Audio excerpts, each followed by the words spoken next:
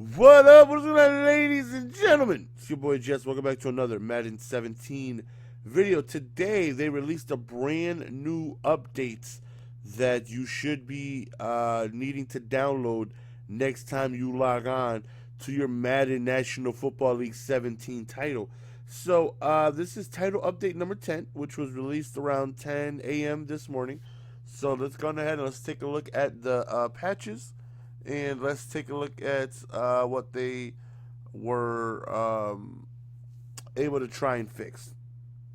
So, gameplay, and there's a lot of gameplay things. There are even some things MUT related that I want to go on ahead and take a look at. Let's go to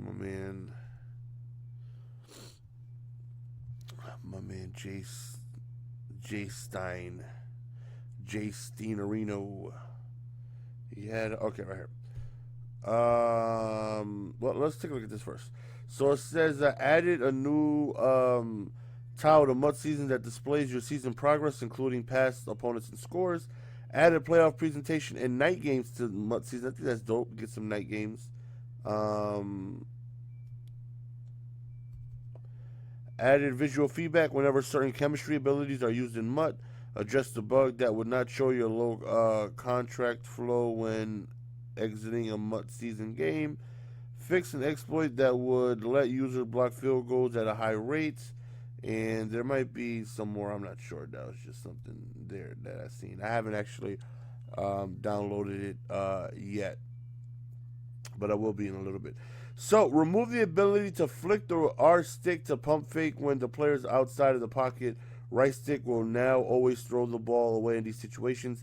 Definitely frustrating trying to roll out the pocket, and it doesn't happen often, but it has happened to me before when you're trying to just get rid of the ball and throw it out of bounds because you're about to be sacked, you're far outside the pocket, and every once in a while it'll be a pump fake instead of you throwing the ball away. So now every time you're outside of the pocket, you're just no longer able to pump fake. You're just going to throw the ball away. And let's be honest, I mean, how many people use the pump fake feature anyways? Fixed a legacy issue where defense linemen will be called for encroachment when offense was using no huddle. That was extremely frustrating. Like, people would just call no huddle, and randomly, a defensive lineman will just be offsides. And that, encroachment. Definitely frustrating. Glad that it got addressed. Addressed an issue where receivers would have the ball bounce off of their arms when attempting red catches, leading to drops or tip picks. And that's still an issue in this game where wide receivers just completely drop the wide open red catches. I don't think that should be completely removed. I do believe that wide open drops should happen every now and then. Every now and then. I'm talking about, like, if you play an entire MUT season, it should happen maybe like twice. But if you have like a legend like Jerry Rice or Michael Irvin or Randy Moss, I don't think it should happen to those guys. I mean, let's be honest. That's just like Jordan missing a wide open layup all by himself. I mean, it'll happen, but it's highly unlikely. Fixed issue where QBs could not match tackles. Did they mean make? I don't know. Could not match tackles after throwing an interception. That has been an issue since the beginning of the game where you would just be like literally right behind them and you just can't seem to get a suction or dive, or you just can't do anything. So that should be fixed. Fixed an issue where the user drop down banner was precluding player stat drop downs, whatever the hell that is. Removed user drop down banners for user catch, finesse, and power moves due to high frequency being distracting. Glad they got rid of that. That was, I don't even know what the deal was behind that. That little sign that would drop down. User finesse move, user power move, and all that. I'm not really sure what the idea was behind that, but definitely got distracting. Fixed a bug where a safety banner would fire every time a pass was intercepted in the end zone. Fixed grieving tactic where offense could trigger infinite offense penalties to extend the game. I didn't know. Some of these I don't even know what the hell exist. Made some zone coverage adjustments to improve an issue where C routes were overpowered when run on the wide side of the field with the TD on the line of scrimmage. With the tight end on the line of scrimmage. See, again, this is something I didn't even know happened. I wish I knew. I'd take advantage of it. So it looks like C route, apparently C routes got nerfed, but according to this, it says C routes were overpowered whenever you had a tight end on the field on the wide side. So that would mean if you're on the left side of the hash, your C route will be on the right side, and you would have a tight end there. And apparently, it was overpowered where zones wouldn't react to it, specifically because you're on the wide side of the field and you have a tight end on the offensive line of scrimmage. Like, who? How? I didn't even know that existed. I wish I knew. I could have been taking advantage of some of these things. We all know a bum like me need all the help I can get. Increased frequency of broken tackles that can trigger from hit sticks. This will add more risk to going for a hit stick tackle. So now hit sticks are going to just not land as often. So there's going to be that animation where I'm sure they just, people just bounce off of them. And I like that. But again, I think it should happen less with the higher your tackle rating is. And if you have a high hit power and you have a very high tackle rating, then you should be able to not have that affect you. Like Sean Taylor should destroy you 89.7% of the time. Like that should happen to, somebody like Krause. If he's going to go for a big, he's not that, he's got like 77 hit power. He's not a very big hitter. So if you wanted to take a risk and go for a big hit, and that's not something that he's known for, I can see that. But Sean Taylor needs to kill you. Like, you need to die today from Sean Taylor if he goes for a hit. Fix CPU punter kicking into high winds, causing short punts. And I'm sure nobody knows about that, because who the hell punts? Let's be honest. Fix the short delay that could rarely occur when attempting to snap the ball. I don't know about that rarely occur, because that happened all the damn time. When you make an adjustment, and then you're sitting there, you're tapping A to hike the damn ball, and you have to wait like 9 seconds. Fix a variety of player freezing issues when coming out of blocking interactions. Tuned up fumble chances on precision dive over top, and increase the tier requirements to perform the elite version of this mechanic. Everybody likes to do a quick little fullback dive with Jimmy Graham and just dive right over everybody because his jumping ability is so high. So it looks like you should be able to fumble more from doing that, making it hopefully less, make that people want to do that less.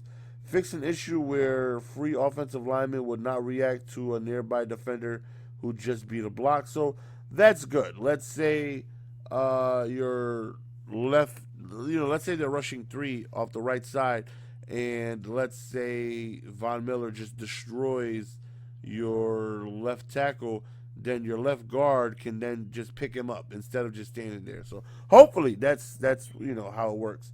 A variety of pass block target issues resolved. Fix several encroachment bugs that would result from aligning and sliding the defense in pre-play. Addressed a rare issue where defenders could get into a state where they could not be blocked. Fix an issue where turning the pass accuracy slider to 0 would have very little impact on game. I'm not sure, that's offline type stuff. Fixed a turbo blitz off the edge that was specific to players in a 4-point stance. Addressed an issue where DB in press coverage would not be able to defend a player locked, use a wide receiver, and hot routed to a smoke screen. Again, who would lock onto a wide receiver and then lock them, put themselves on a smoke screen, and if the DB was pressed, they would be undefendable, basically. What? I didn't know about this stuff, man. All right, stability. Tuned a variety of issues related to community feedback that lowered rated offensive line was too effective against an elite defensive line. This change will also make elite O-line more effective against lower rated D-line. That is very good for salary cap.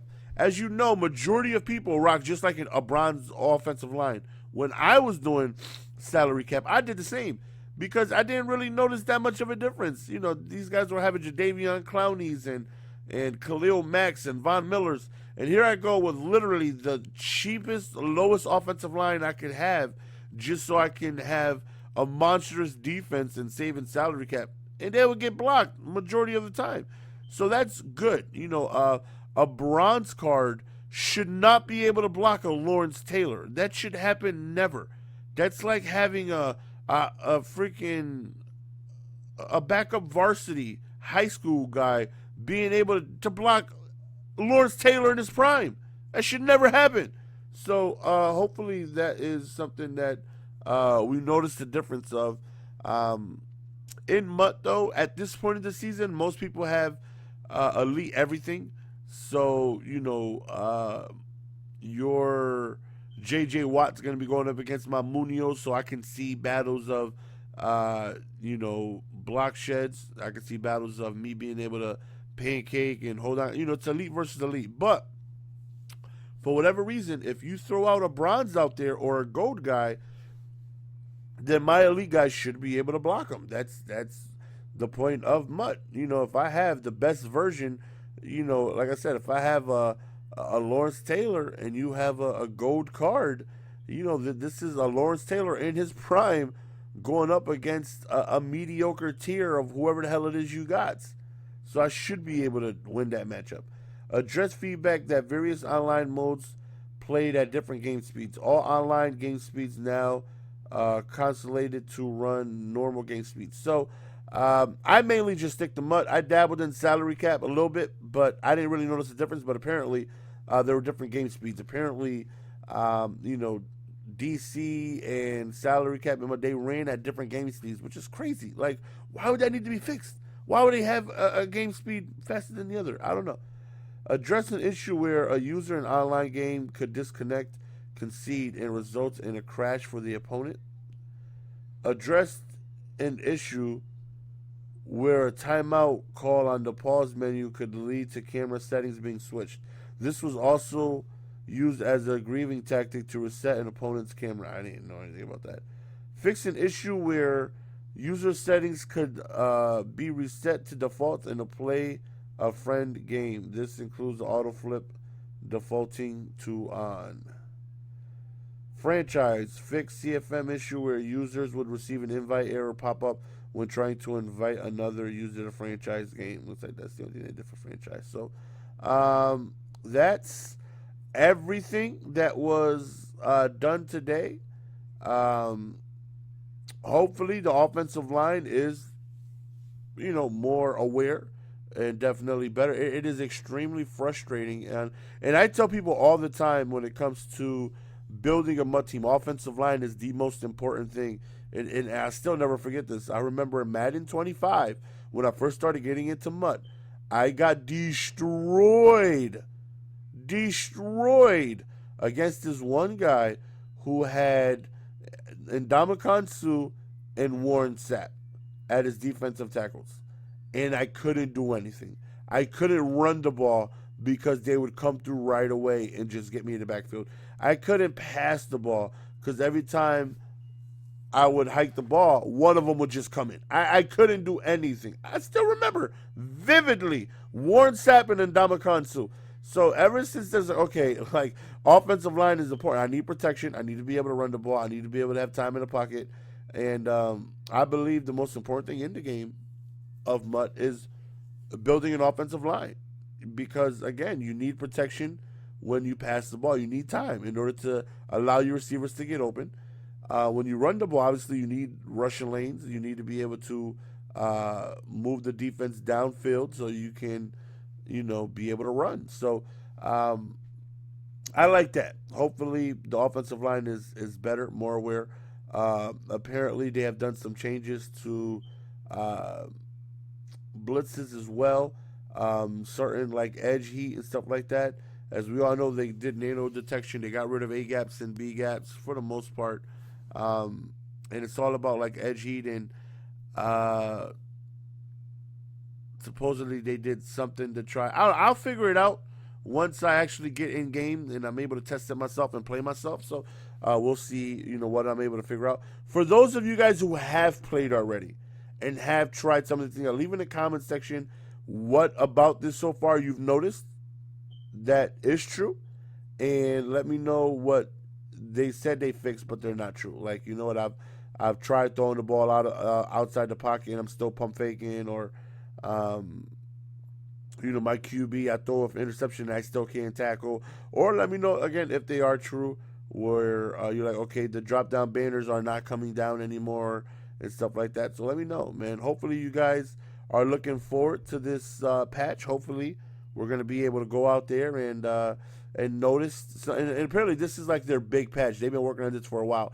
Now, unfortunately, when it comes to swerving, I don't think that is something that was addressed or something that they're able to fix or something that they can do anything about. I think that's still there. As far as I know, that's just something that they can't address. But nonetheless, everything else, everything there, they were working on this patch for a while. So let me know your thoughts and opinions. It's your boy GS, and we're going to be signing out.